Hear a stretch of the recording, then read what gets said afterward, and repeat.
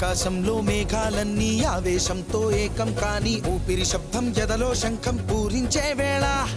నెట్టూర్పుల్లో నిర్వేదాన్ని పడగాలుల్లో సందేశాన్ని పడగళ్ళయ్యే ఆహ్వానాన్ని పంపించే వేళ పాదమే ఆడే నాదం ధమరుకమే కాదా ప్రాణమే చేసే గానం గంగకు గుడి కాదా గొంతులో దాహం దేహం దహించే వేళ నటరాజుగా రాజుని నేరుగా చూసిన నింగిక నేలకు నది కాదా